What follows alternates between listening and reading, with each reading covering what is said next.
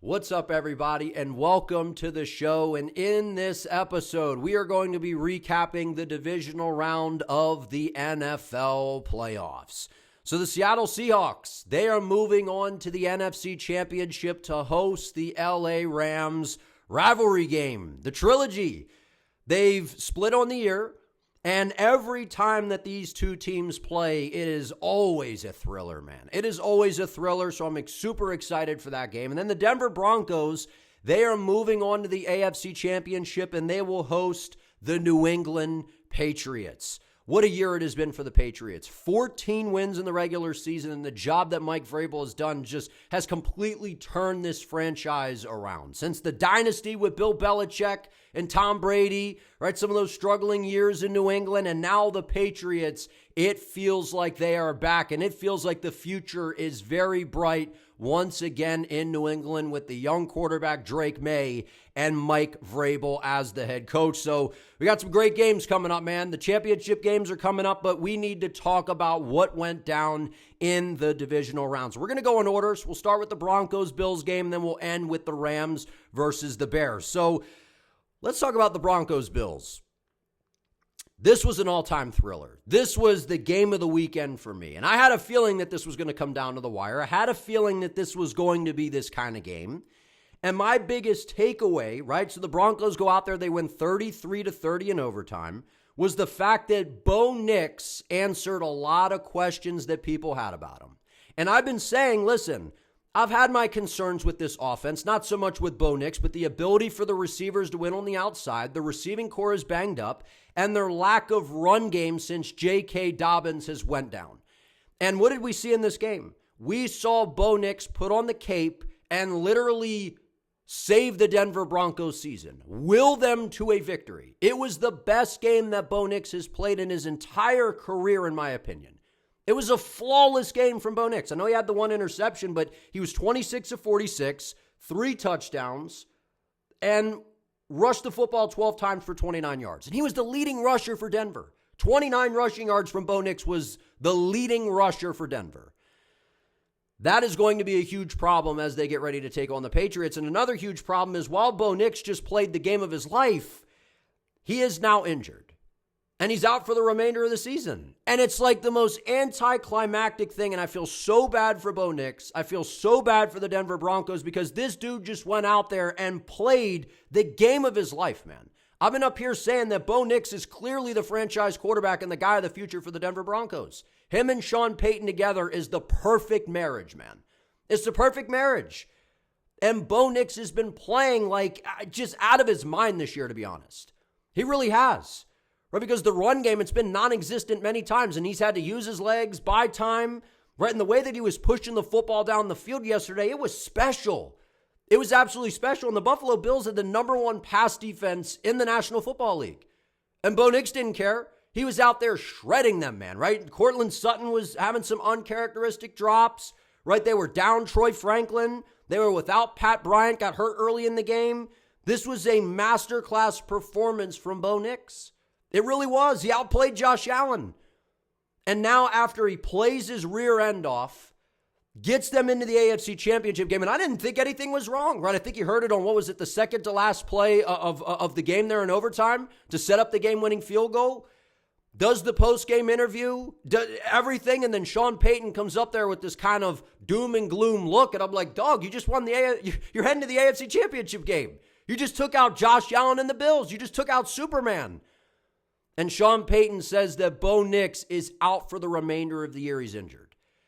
Just the most anticlimactic stuff, and I feel so bad for Bo Nix, man. I wish him a speedy recovery, man. And that's just, it's devastating.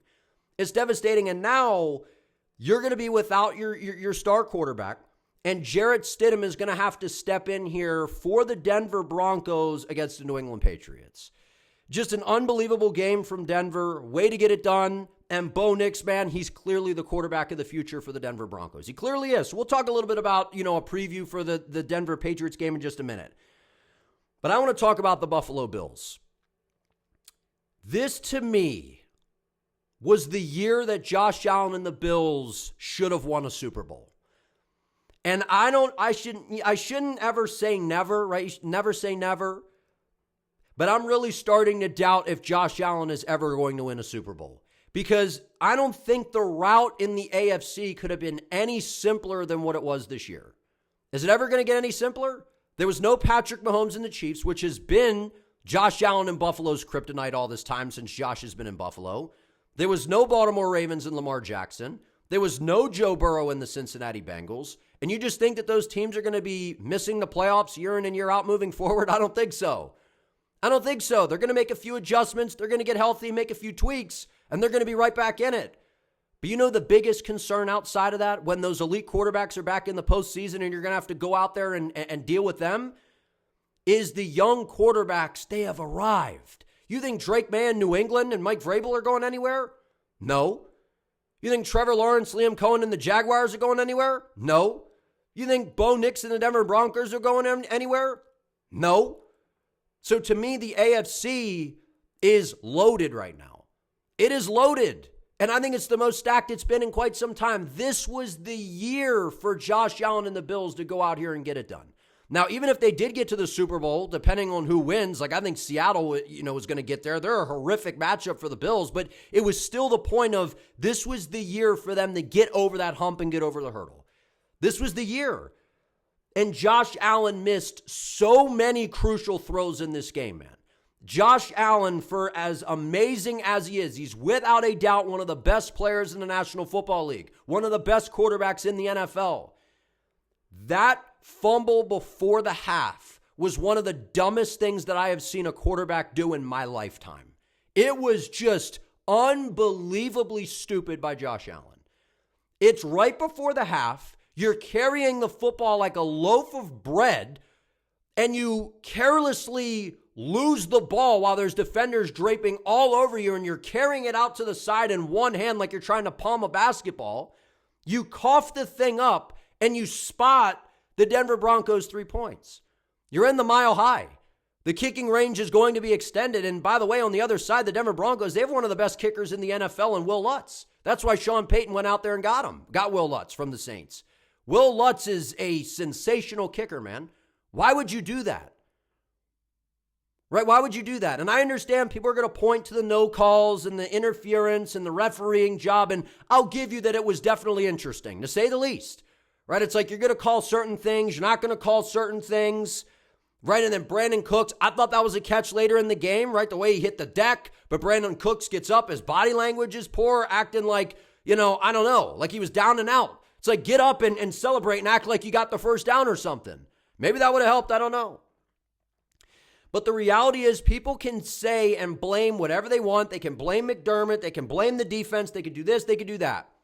With seconds winding down in the fourth quarter, Joe Brady was in his bag and dialed up a perfect play call where Dawson Knox was wide open on that deep over route, and Josh Allen once again missed a crucial throw late in the game that could have won them the game, man. Dawson Knox was open. If Josh Allen hits him, the Bills are advancing to the AFC Championship game. But no. Once again, I've said it time and time again. I know people love to clown on, the Dallas Cowboys. What can go wrong will go wrong for the Cowboys. I've been saying Josh Allen is one of my favorite players, man. I'm a massive Josh Allen fan. But the reality of the Buffalo Bills is in these gotta-have-it games, these gotta-have-it situations, these crucial moments, what can go wrong will go wrong for the Buffalo Bills. It just will. It just will. And I thought that this year was going to be different. And Josh made some horrendous mistakes, man. He made some horrendous mistakes. Now they come out, I think it was to open up the half, right? I think it was Nick Bonito came screaming off the edge, hits Allen in his blind side, fumbles the football. I don't really put that one so much on Josh Allen. Not a whole lot you could do. You're getting cracked on your blind side. Can't see the guy coming. But the interceptions, right? The Brandon Cooks one, it was basically McMillan. That was a fantastic play, just, raking it right out of the arms of Brandon Cooks. It was a great play. Big dogged him. The underthrow when he tried to push the football down the field earlier in the game, it was just constant mistake, and the Bills just kept shooting themselves in the foot over and over and over again. And the James Cook fumble, it was huge early in the game. Right, and look how the Bills, they lost 33-30. That 3 points that Josh Allen spotted the Broncos before the end of the first half, I said this is going to come back to bite him in the rear end. It's going to come back to bite him in the rear end. And the bottom line is with the Bills, they should have won this game. They should have won this game because I said coming into this, I picked Buffalo because I thought this Denver defense, while they have a very athletic defense, their front is fantastic, man. They are fantastic. Benito, right? Cooper, Allen up front, the linebacking core. They got, Greenlaw back, Alex Singleton, he is the most underrated linebacker in football. Just has a nose for the football, man. That secondary with Pat Surtain, the safety group. They're fantastic, man. They really, really are, but they're gettable. They really are. We saw Marcus Mariota light them up, during the regular season. We saw Trevor Lawrence ball all over this defense. And at the end of the day, the Buffalo Bills, they shot themselves in the foot numerous times. And the mistakes by the quarterback, Josh Allen, in my opinion, are what cost him this game. And the narratives with Josh Allen, it's always if the Buffalo Bills win, Josh Allen is a superhero. And I agree. And we praise Josh Allen. But when the Buffalo Bills lose, people don't ever blame Josh Allen. It's like you can't blame Josh Allen. He's just protected. He's got a force field around him to where you can't criticize Josh Allen. It becomes everyone else's fault that the Bills did not win the game. That ain't fair. Now, it's not solely Josh Allen's fault, but I would say that he's probably the main reason they lost. Because in these football games and crucial games and playoff games, they come down to the wire. They come down to specific plays late in the game that have to be made that alter the course of your season. They do. And when you miss a wide open Dawson Knox like that, that was the throw, man. You can fumble the football. You can throw an interception. When the game comes down to the wire in a gotta-have-it moment and you airmail it over Dawson Knox's head, you blow it for yourself, man. You blow it for yourself. And when I knew that the Bills were in serious trouble was late in that game when they took the lead, and Bo Nix comes down, leads a spectacular drive, and finds, I believe it was Marvin Mims in the left corner of the end zone on a beautiful go ball. They went right after the corner that subbed in because Tre'Davious White was banged up. He went out for a play. They went right after the backup corner and scored a touchdown. And Mims is a dangerous guy, man. He's got good speed. He's shifty. He's a hard guy to deal with. And I knew as soon as Tre'Davious White was unable to go, I was like, oh no, man. Sean Payton, he's too smart. Bo Nix is too smart. They're going to go right after him. And they did. They went right after him, made him pay. So the bottom line is for me, the Buffalo Bills have nobody to blame but themselves. And you could blame the referees, you could blame this, and no, the officiating was not particularly great. But you had Dawson Knox late in the fourth quarter with seconds left, and if Josh hits that throw, these conversations are not being had, and the Buffalo Bills are heading on to the Super Bowl. That's the reality. That is absolutely the reality. And Bo Nix, he went out there and was dealing. Like I said, he was dealing. He went tooth and nail with Josh Allen in this game. And the Denver Broncos defense, like I said, they're gettable, but they made plays. They made plays. They made plays on the defensive side of the ball, and that's something that Buffalo really didn't do in this game. They were opportunistic against Jacksonville, forcing 2 interceptions from Trevor Lawrence, and they only got the 1 against Bo Nix. Right? And when you turn the football over that many times, it's going to be hard to win a game, especially in the postseason. So the fact that the Bills were seemingly handing the game away and still there was an opportunity for them to come back and win this game, and they were still in these positions. Prater was able to make the kick, get into overtime. It was a miracle to me. And the fact that Josh Allen, the Broncos don't score in the overtime. Josh Allen gets the football. He has the ball last year. He has a chance to go down and get it done, be that clutch player, be Superman, be Josh Allen, and it just doesn't happen. It just doesn't happen.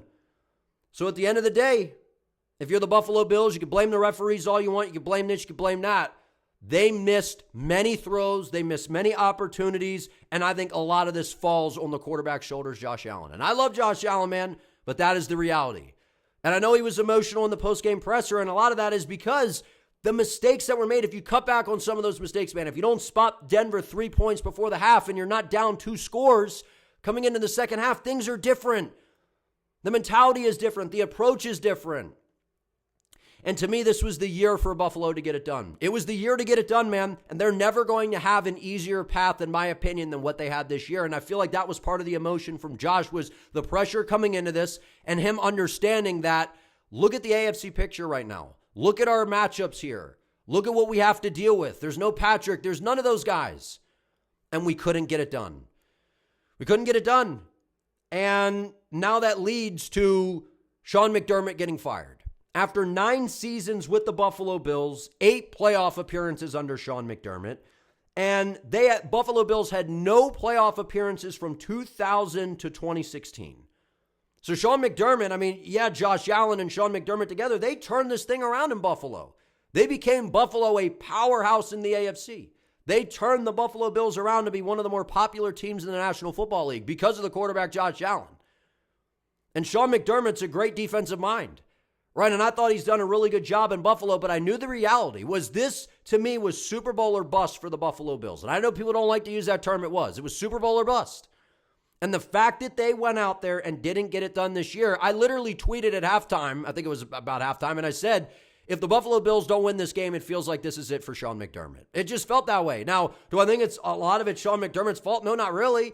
I know that he makes some questionable decisions, right? Putting his foot on the gas, getting a little, conservative and kind of being a little bit too reserved. There's plenty of critique to go around. But do I think that Sean McDermott is the sole reason? No. I think he's probably part of the problem because year in and year out, when you have one of the best players in all of football, it's the John Harbaugh situation in Baltimore, Lamar Jackson. How in the world do you have Lamar Jackson and you only win 3 playoff games? Only 3. That is just, that's a travesty. And when you have Josh Allen and you can't go win it all this year, given what the AFC playoff picture was, to me, it was, you get to the Super Bowl or you're done. That's the way it felt. And I could sense that energy as well from Sean McDermott after, because he's like, I'm going to fight for Buffalo. You could tell by his emotion and how outraged he was at the officials, rightfully so, because there were bad calls, like I said, in the game. But the reality is, if Josh Allen doesn't make some of the mistakes that he made, the Buffalo Bills win the game. And I understand that the Buffalo Bills wouldn't even be in the positions they are without Josh Allen. I understand all of those things, and that is all very true.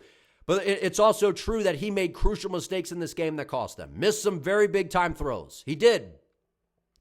And I said that was a bad sign in that Philadelphia Eagles game on that 2-point conversion when he missed that throw to Khalil Shakir, right? And remember that screen they tried to run to Khalil Shakir where he darted it. So it was one thing after another for the Bills. There were so many plays that they left out there that when they watch the tape, they're going to go, man, we should have won this game. We should have won this game, but the credit goes to the Denver Broncos. They did what they had to do to win this game, and now they got to go on and play the New England Patriots without their guy, Bo Nix, who has been having an unbelievable season. He's the franchise quarterback for the Denver Broncos, and if you're a Broncos fan and you are like, we're done, throwing the towel, this is it, we're done here. You can't feel that way, because the reality is you have one of the best coaches in the National Football League in Sean Payton. And not only do you have one of the best coaches, but you have one of the best all-time offensive minds in Sean Payton. He was in his bag yesterday, man. Bo Nix was making plays. He was doing a tremendous job, backed by Sean Payton being a genius. You saw Bo Nix pointing at him going, hey, man, nice call. Right? The aggressiveness of Sean Payton, especially late in the game, taking those shots down the field to set up, a field goal, to do what they had to do. He stayed with his foot on the gas late into the overtime period. He got a little conservative in the second half, which I was like, what are you doing, Sean? It's going to bite you in the rear end. Do you know that quarterback on the other side? So they're without Bo Nix, which is a crushing blow, and in comes Jarrett Stidham, who I believe is 1-3 as a starter, which again, he was in New England, I believe, with the Raiders. So, take everything with a grain of salt in terms of a record and all that kind of stuff. But we've seen backup quarterbacks come in big moments and play well. Remember Nick Foles in Philly? Now, again, it wasn't this late in a stretch, right? And that was against the Patriots that they won as well.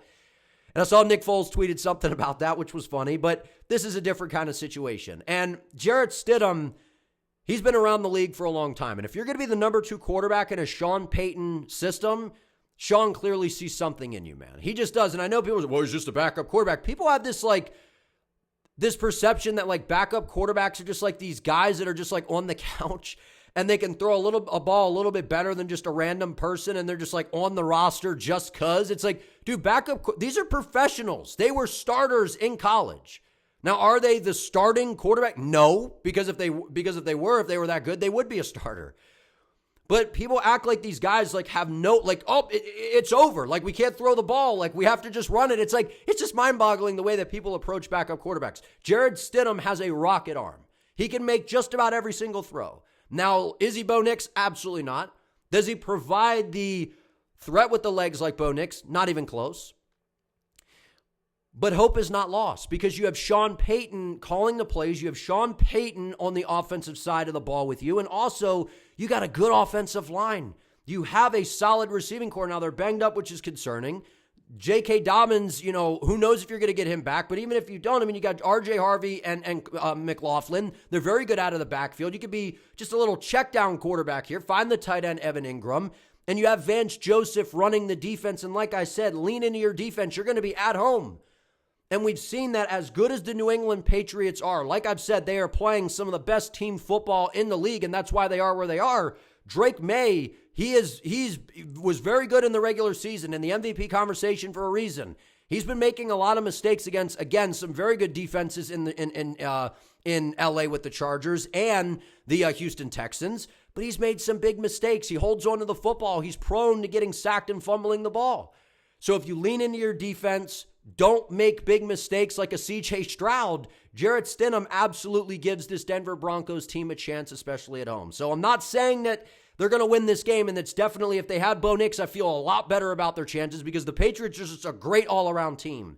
But hope is not lost. You have one of the all-time great coaches of this time in Sean Payton, in my opinion, a brilliant offensive mind.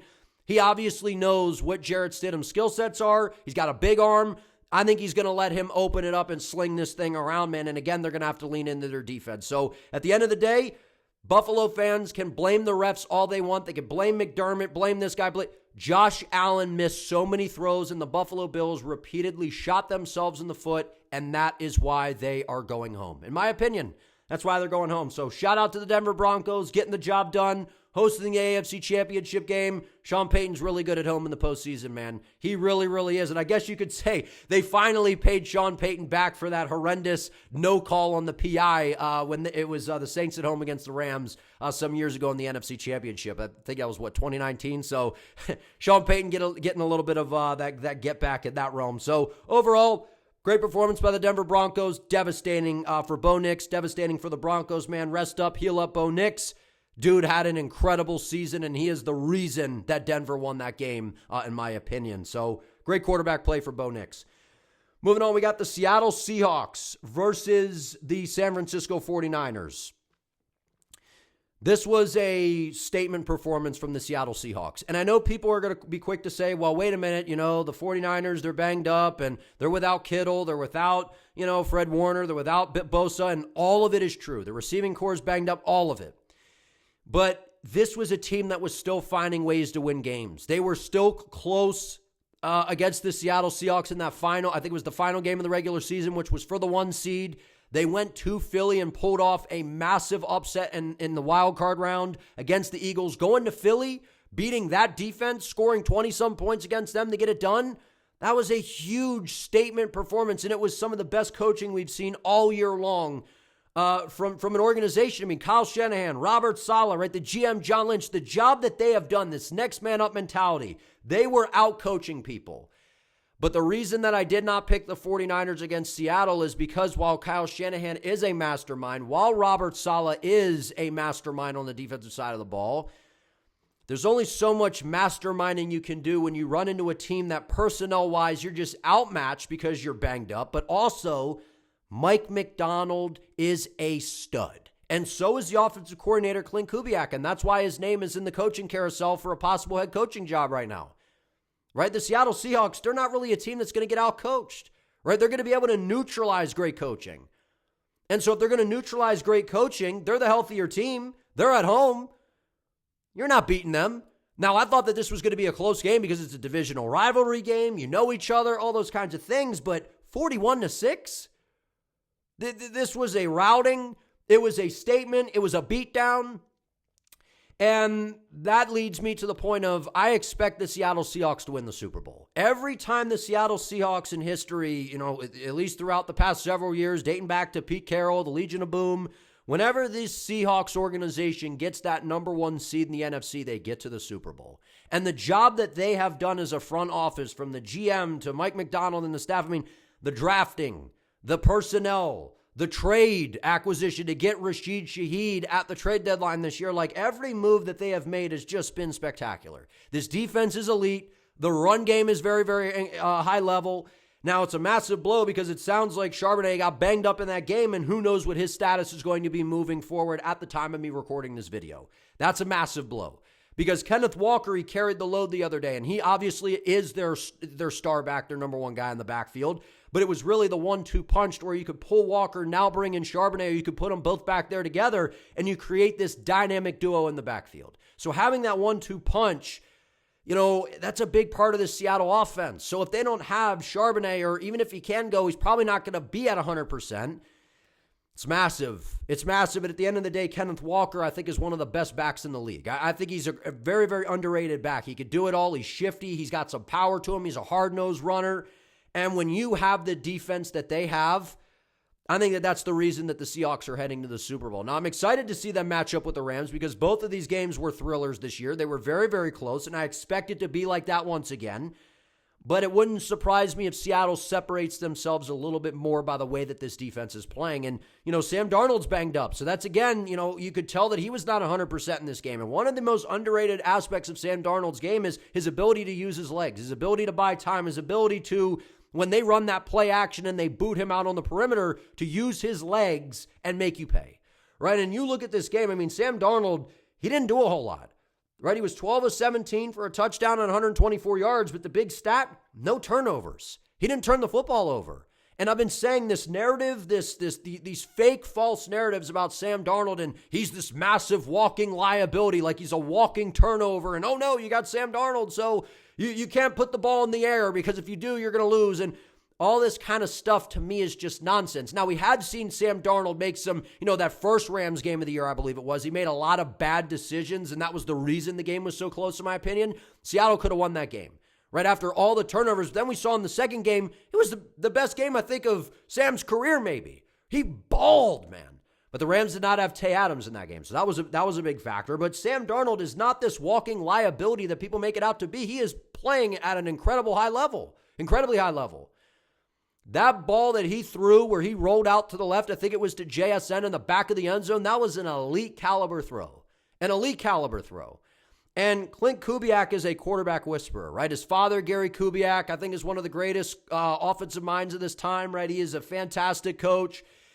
And obviously, his brother Clay, offensive coordinator for the 49ers. Just in the Kubiak family, they're just offensive gurus. And you've seen that with the Seattle offense, the creativity, getting the run game going. They got a very good offensive line. Charles Cross has been banged up, so that's something to keep an eye on, that because he's very important up front there. But when they get this run game going, because their run game is very, very high level, when they get Darnold under center, get him turning his back to the defense and getting that play action pass going, how do you beat this team? Because Sam out in space, when he gets these clean reads where it's like a high-low read where you got the guy into the flat, a crosser over the top, and they boot him out, or they just simply drop him back and get these quick throws, ball out of his hands, when the box gets loaded to stop the run game, there are not many teams, if any, that are going to be able to keep up with the personnel that Seattle has in the passing game. From Jackson Smith and Jigba to Cooper Kupp to Rashid Shaheed, this offense is dangerous. So while everyone's focused on the run game, I know that everyone's talking about JSN as well, but they got a lot of weapons. And Barner and that tight end group, they're heavily underrated. They can do it all. They can pass block. Their security blankets underneath, right? So Sam doesn't have to force the football down the field, and they got multiple guys like Arroyo that they can rotate in as well and go with this, these 2 to 3 tight end sets to be able to, help Sam Darnold out. And if you have to stack the box to stop the run, and then it opens things up, and that's what we saw, man. They just were all over the 49ers. Kenneth Walker had 19 carries, 3 touchdowns, and 116 yards in this game.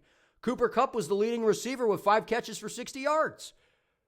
Right, so when you're able to do that and you're able to put up 281 yards of total offense. They didn't put up many more yards than the 49ers, which is, these stat lines to me are mind-boggling. The 49ers put up 236 yards of total offense compared to Seattle's 281. 41-6. 3 turnovers for San Francisco, none for Seattle. right? I mean, and then you look at the third down efficiency for Seattle, they were 4 of 10. They didn't go for it on fourth down. They were 4 of 6 in the red zone, and they won the possession battle with 31 minutes and 11 seconds. So it wasn't anything wowing that the Seattle Seahawks did on the offensive side of the ball, but it's what we've been saying all this time. If they take care of the football on the offensive side, if they can extend drives, if they can give the defense opportunities to catch breathers in between, and you can kick field goals, if you can run the football, if you can gash them with the run, and then hit those play action passes to then open up the run again once they start to load the box to stop it. Now, how do you beat this team? Because this defense is elite.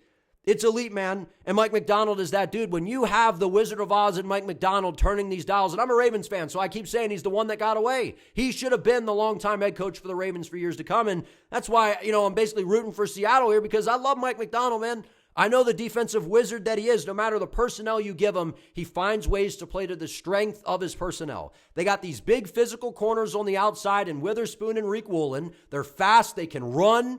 They can cover very well. They mix up the coverages, so they give you multiple different looks. The safety duo. I think Nick Eamon-Worry, Schlesinger for Cleveland, the linebacker, he's been spectacular, and he probably is going to win Defensive Rookie of the Year. My pick is Nick Eamon-Worry. He is the second coming of Cam Chancellor. Like, having him to be able to erase tight ends, having him to be able to drop down into the box and help with the run, he is a true Swiss Army knife weapon on the defensive side of the ball. Right, reminds me of Kyle Hamilton, the guy we have in Baltimore. Now, I'm not saying that he's Kyle Hamilton, right? I think Kyle Hamilton is still a little bit better in different areas, but Eamon-Worry in the box, he's a nightmare. He's an absolute nightmare, and I think he's the Defensive Rookie of the Year. And when you look at that front, the interior with Leonard Williams, DeMarcus Lawrence off the edge, Mafe, the rotation, they are deep up front, man. They are. And when you got Jones at linebacker, the former Ram, they're just deep. They're deep all over the place. They can cover. They got depth. They're elite. They don't really make mistakes on the defensive side of the ball.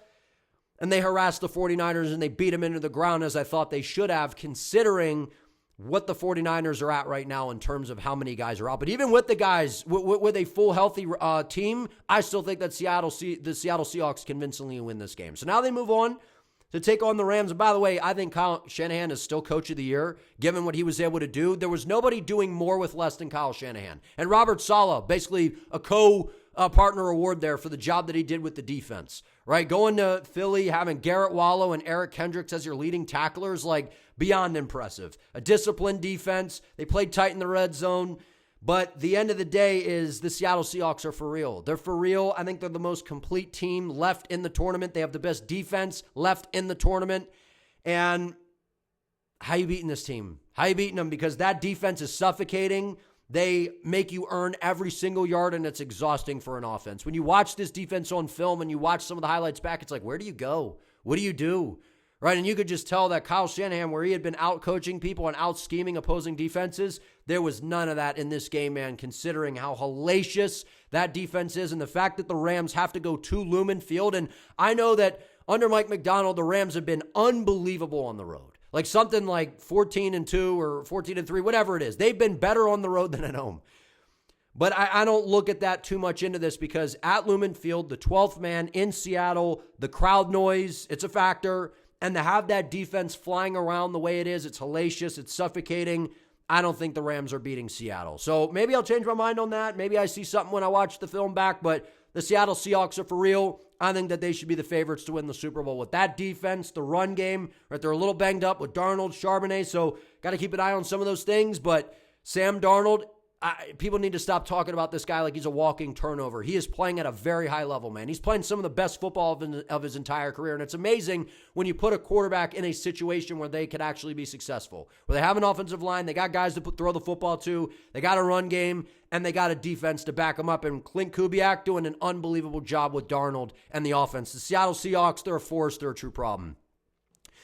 Moving on, we got the New England Patriots versus the Houston Texans. So the New England Patriots win this game 28-16, and Mike Vrabel, obviously in the Coach of the Year conversation, and I've been saying for weeks now that the New England Patriots, they are playing the best team ball out of anybody in the NFL. Now, right there with them was the 49ers, right, because of all the injuries, next man up, all those kinds of things, and Shanahan, the job he was doing. But I don't know that there's a team that plays better at all three phases and more as a unit than the Patriots. There's nothing selfish about this team. They don't care who picks the ball off. They don't care who makes the tackle. They don't care who catches the ball. They don't care who runs it. They don't care who scores. They don't care who gets the sack. It is a selfless team that is just there to win.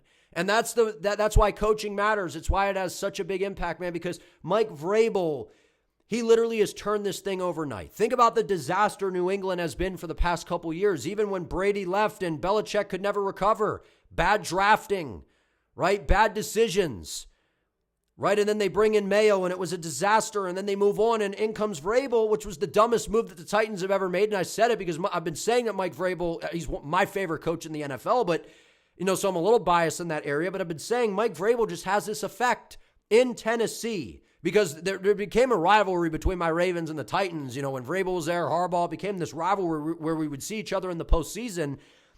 And the Titans never had an outstanding defense. They had a few guys, but Vrabel always maximizes the most with his personnel, especially on the defensive side of the ball. And that's exactly what he's doing with the Patriots. And Milton Williams, what a incredible piece that is on the interior of that defense. With Christian Barmore, right? And how about Caleb on Chasen, the reinvention he's had in his career, and why a scheme and a new change of scenery sometimes can do a world of wonder. And Christian Gonzalez, he might be the best corner in the league. He's one of them.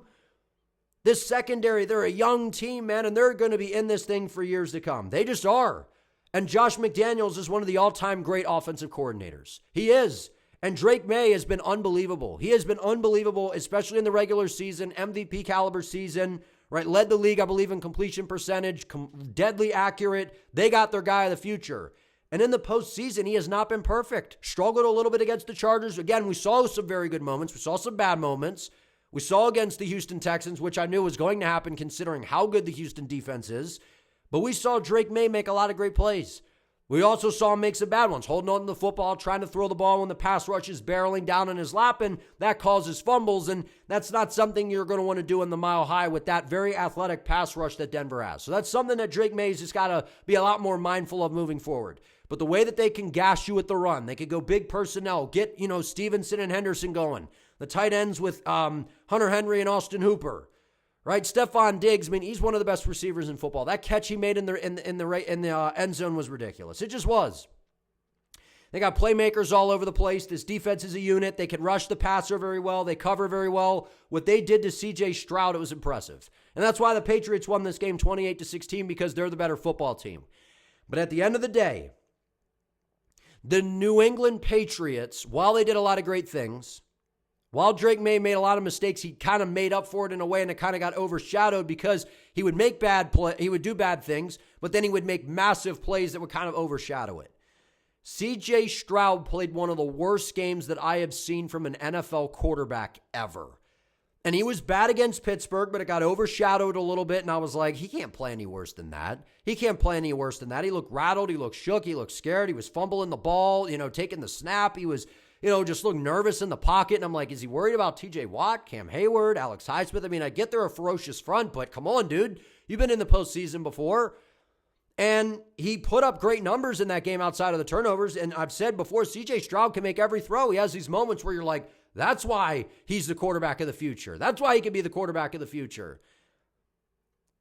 But a lot of it got overshadowed because against the Patriots or the Steelers, it was 7-6 heading into the fourth quarter, and then the defense scored two touchdowns, and they scored 20-some points in the fourth quarter. But that ball game was 7-6 heading into the fourth, and the Houston defense didn't give up a single point to Pittsburgh in the second half, to where you just knew, like, CJ, just don't mess it up. You can't play any worse than what you did in that Pittsburgh game heading into New England, and boy, could he.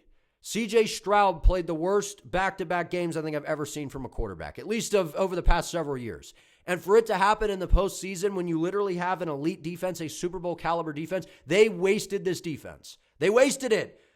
And I believe that D'Amico Ryans, he should have benched CJ Stroud at halftime, and they should have went with Davis Mills. Sometimes when you're starting pitcher, it's just not, whatever reason, they could be the best guy for every game out of the year, but you have one game where your stuff just isn't moving. It's not working. You're not fooling anybody. Everyone's tagging your pitches. They know that it's a fastball. The shit's not moving, and they're just hitting home runs galore. They're tagging you all over the park. Sometimes you just got to pull them And it's not that you're going to lose your job, but we got to go with someone that has a better feel today. Someone that's going to have better body language. Someone that's going to be able to get us over this hump that we're dealing with right now. CJ had bad body language. And while some of those turnovers were not on, him, some of the balls were a little high, but they still should have been caught. It's in the bad weather, man. You got to make them more catchable. And I understand the offensive line, it's not particularly great. I understand that Nico Collins was out. I understand that Dalton Schultz went down. They still have a lot of playmakers at the receiver position. Higgins, Noel, right? Christian Kirk, they still got some good players, man. Woody Marks, Nick Chubb in the backfield, and I know that the Patriots did a great job stuffing the run and taking away the run, making them one-dimensional. But it started with the first play of the game when they ran that bootleg. It was a perfect play call, and C.J. Stroud flutters it out there, and it falls right to the turf, and he had a wide-open guy in the flat. It felt like every time C.J. was going to throw the ball, it was going to get picked off or he was going to fumble it. That's the way it felt. And his body language stunk. It stunk. And you don't think that his team felt that? You don't think that his offense felt that? And they were like just depleted energy-wise? They're like, man, we don't have a chance here. Sometimes I feel like DeMeco Ryans, man, he made a mistake. He should have went with Davis Mills because Davis Mills could not have played any worse than C.J. Stroud did. And they wasted a Super Bowl caliber defense. People say, oh, what about next year? It doesn't roll like that, man. You don't always get to have the best defense in the league year after year after year. That's hard to do because guys are going to perform. They're going to become free agents. You're not going to be able to keep everybody around most likely. They're going to sign big deals to go somewhere else because of the year that they had. I mean, this defense was spectacular. Rush forward, drop everybody into coverage. They could play aggressive man. That pass rush with Anderson and Danielle Hunter. I mean, this was an unbelievable defense that was wasted because C.J. Stroud did not understand how to manage a game. And this guy's been chasing his rookie year. I don't know what is going on with C.J. Stroud. You see these moments where he makes these throws and you're like, there he is. That's why the Texans drafted him. And I like C.J. Stroud, man. But there's no excuse for the way that he played. And I said coming into this game, just manage the game. And it doesn't guarantee that you win. But what does guarantee that you lose is when you literally you got a guy barreling down into your face. You just drift away and throw a ball. You just throw up a prayer. And it gets intercepted. I mean, it was a disaster and it's a pick six. Just don't turn the football over. Don't put it in harm's way. Let your defense go out there and do what they do. Don't put them in backed up compromising situations. Don't give Drake May and the offense short fields. Don't allow their defense to score points for them. And C.J. Stroud just did not understand the assignment of managing the game and taking care of the football. He was flat out awful, man. He was flat out awful. Right, and you look at the numbers, he was 20 of 47, a touchdown and 4 interceptions. He was horrible. And like I said, there were other times that the ball, they could have been intercepted, throwing balls late to the outside, putting it on the inside shoulder when he's throwing to the outside. They could have been more pick sixes. Right, and I understand that they were not able to run the football. They weren't able to run the football, man. But it's not like Drake May played crazy well, right? He was 16 of 27, 3 touchdowns and a pick, 179 yards through the air. But the bottom line is they play as a unit, man. And that catch that Kayshon Boutte made in the end zone, that one-handed catch in that weather was special. And it was a great throw by May. It was a little overthrown, but it was a great throw because it's either your guy gets it or nobody gets it. And Drake May, while he made mistakes, he did a better job managing the game in several moments, utilizing his legs compared to C.J. Stroud. C.J. Stroud was a walking liability in the playoffs. I mean, he literally, I know he had some suspect moments throughout the regular season. This guy has not been the same player since his rookie year. And I know the line, not particularly great, guys getting injured, this and that. I can understand that. Like if you throw a go ball down the field and your guy can't win because the corner's better, you're outmatched, it gets picked off, that's one thing. Oh, if they had Nico Collins, well, then they win. But when I'm seeing questionable decision-making where I'm scratching my head going, why did you throw that ball? Why did you throw that? It's late. It's to the inside. It's your guy's open.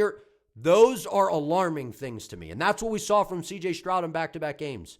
In the Pittsburgh game, 3rd and 4, slides up, throws a ball right to 2 Steelers where, a guy was blanketed by 2 guys and threw it. When you have a defense like that, I can't believe the play that we saw from C.J. Stroud. Now, I'm not saying there's a guarantee that the Houston Texans win that game, but I thought that they should have won that game. They should have, and shout out to the Patriots. They did what they had to do. They're the better overall team, clearly, especially on the offensive side of the ball. But the way that C.J. Stroud played while having a defense like that, it was a waste for the Texans. They wasted that defense. And the fact that DeMeco Ryans punted that football on that 4th and 18 late in the game, he waved the flag man and threw in the towel. He said, basically, we surrender. And I'm not saying they would have gotten it. It probably would have gotten picked off and housed. But to punt it back, that was basically like, that's it. I have more confidence in my defense possibly scoring here and creating a turnover than my defense. And look at what the Houston defense did, man. You know, they forced 3 New England turnovers, right? But again, Texans, 5 turnovers this game. Back-to-back horrific games from the Texans offense, and because of the quarterback play of C.J. Stroud. I understand the line. I understand guys being banged up on the perimeter, your security blanket and Schultz. I get that. But when you're able to rip the ball all over the place, you guys are completing passes, this and that. You throw a dime to Christian Kirk in the corner of the end zone. And then you come out and make these questionable, boneheaded decisions. That's where I just scratch my head and go, what is going on? C.J. Stroud cost the Texans their season.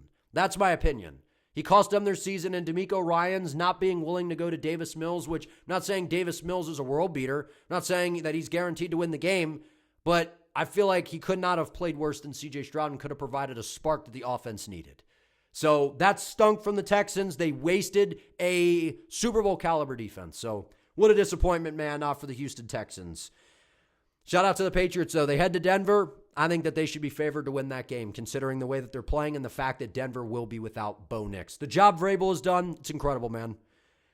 Last but not least, we got the Rams versus the Bears. The Rams win this game 20-17 in overtime, another thriller, to where we saw Caleb Williams in back-to-back playoff games make 2 of the greatest throws that we have ever seen in the history of the game. On 4th down twice. 4th and 8 against Green Bay, that Jordan jump man throw, that was just keeps the season alive, allows them to make it to this game.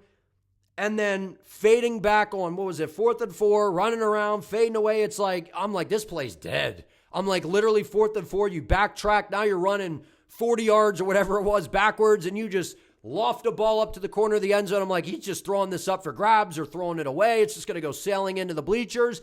And sure enough, Cole Kmet comes underneath of it and makes the catch. And then the Bears kick the extra point to tie the ball game. I was in disbelief from what we saw in that moment.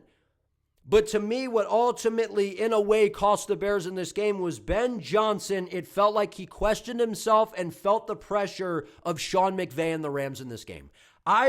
Now, I understand why the Bears didn't go for 2, because if you go for 2 and you don't get it, everyone's going to say, well, why didn't Ben Johnson, why did you go for 2? That's why you lost the game. Just kick the extra point and tie it. It's easy to sit here and go, shoulda, woulda, coulda, shoulda went for 2. I mean, I wouldn't have hated it in the moment.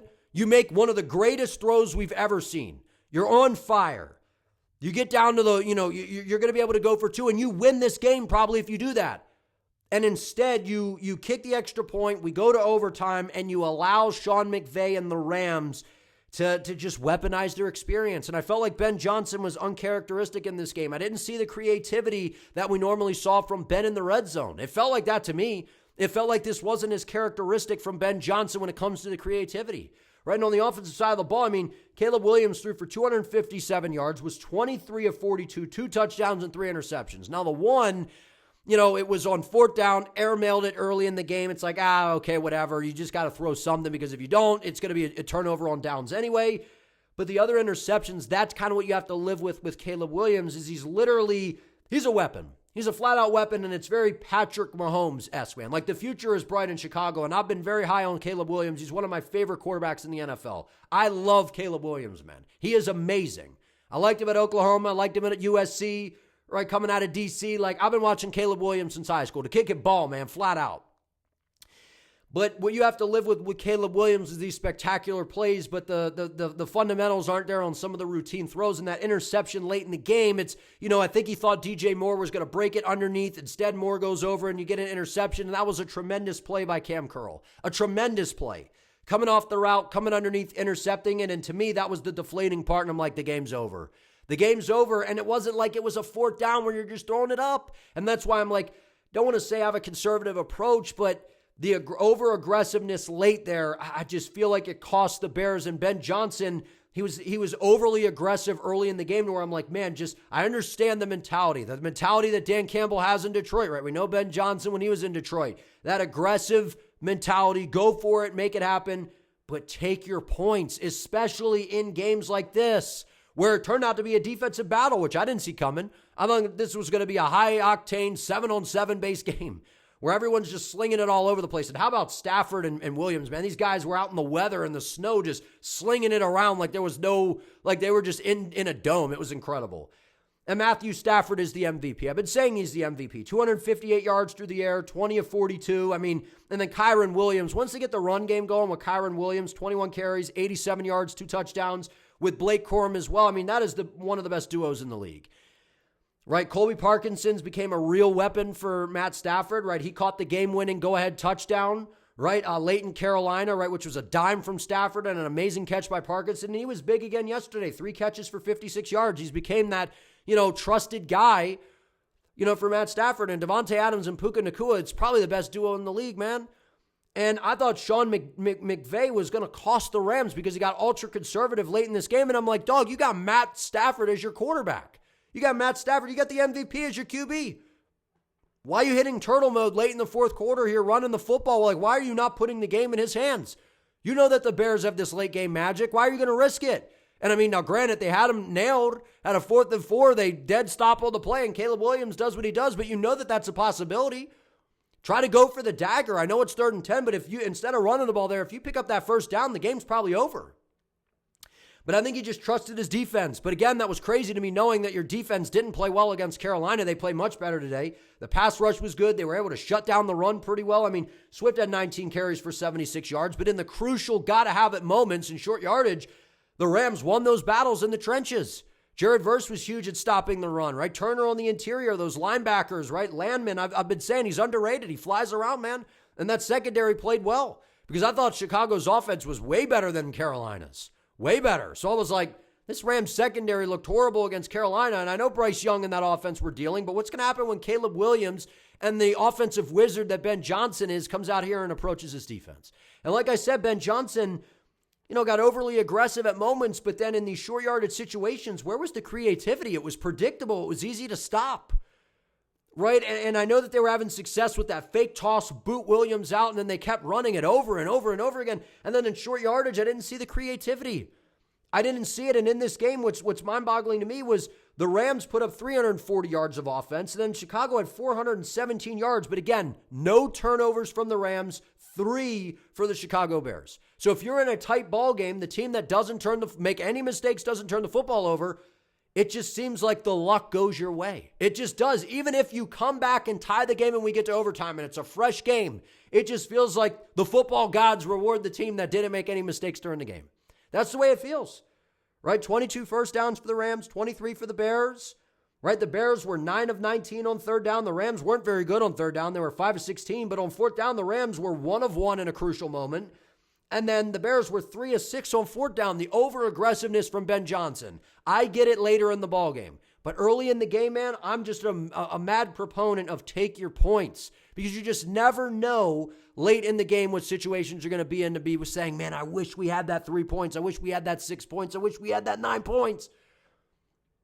So I get the aggressiveness, knowing who's on the other side of the ball, but feeling the pace of the game, the rhythm, that it was a defensive battle. I thought that was a little bit of a letdown in that aspect from Ben Johnson. And I feel like Ben Johnson, it's almost like he felt the pressure of Sean McVay and that experience of the Rams, man. I know you're at home. I know that the Bears fan base was rocking and the future is bright in Chicago. They are now. It's going to be interesting moving forward, right? Because that defense, they played well, actually, especially in the second half against Green Bay, pretty much the whole game against the Rams. They were very opportunistic all year long, led the league in turnovers. They're going to have to tighten some things up, though, right? Dennis Allen did a good job with the defense. Ben Johnson, he's done a tremendous job. They're going to play a first-place schedule next year, right? So I expect the Lions to be back in it. Green Bay as well. Minnesota, it's a tough division, man. So it's going to be interesting to see the future moving forward for the Bears. But I think the marriage between Ben Johnson and Caleb Williams, the quarterback to head coach, offensive wizard, the future is bright in Chicago. They're going to be in the postseason year after year moving forward. I'm not saying it's the Chiefs, Andy Reid, Mahomes dynasty type of thing, but I think that they're going to be a new staple in the NFC year in and year out. And this, to me, was in these big moments where you got to have it and you come down to it comes down to the wire, that experience, it's crucial. It's massive. It's crucial. And I feel like that's what we saw. Matthew Stafford was cool, calm, and collected. Cam Curl made a massive play down the stretch, and that interception by Caleb Williams, it sealed the deal. It sealed the deal, and I think it was a miscommunication with the receiver. Great play by Cam Curl. But at the end of the day, you go from making that amazing play to get this game into overtime, because he doesn't make the play, the game's over. And Colston Loveland, I mean, what a bright spot he is, man, right? 4 catches, 56 yards. He's one of the best young tight ends in football. The future's bright for the Bears, man. But now the Rams move on. A well-deserved win. They go to the blistering cold in Chicago, where there were questions. The Rams, the warm weather, how are they going to do in the cold? And they go out there, take care of business, win this game. And now they got to go take on what I think is the true juggernaut left in the tournament, and that is the Seattle Seahawks. It's a division rivalry game. These teams know each other very well. Very explosive Rams offense, a pretty explosive Seattle offense. It, to me, comes down to, will the Seahawks put the ball in harm's way offensively? Can they run the football? Can Sam Darnold make big plays to be able to match what the Rams are going to do? But more importantly, can the Seattle defense stop this Rams offense? Because in these games that we've seen, they are down to the wire, they are close, but we have seen Sean McVay find ways to get it done against a stiff Seattle defense. Can't wait to see the chess match between Mike McDonald's defense and Sean McVay's offense, and then Clint Kubiak's offense versus Chris Shula's defense. Chris Shula, the job that he did in this game against the Bears was outstanding. To have the performance they did against Carolina, and credit to Carolina, future's bright for the Panthers as well, because I really thought the Bears offense was way better, and I thought with Ben Johnson turning the dials, they were going to have their way with this Rams defense. So amazing win for the Rams, gritted this one out. Sean McVay, he's got to be careful with the play calling to a degree, man. He starts to abandon the run game and get way too pass happy to where they put themselves in bad situations, and then he kind of hit turtle mode too early to where it almost came back to snake bite them in the rear end. Amazing playoffs, man. We've had some amazing games down to the wire, thrillers, again, some blowouts, some unfortunate things going on, but at the end of the day, this has been a fun playoff season. I don't think I've enjoyed the playoffs more than I have this year. It's just been that dang good, man. So if you guys enjoyed today's episode, this was our first one. So if you could give it a like, let me know what you think down in the comments. And if you could subscribe to the channel to support me, I would greatly appreciate it. I'll see you guys next time.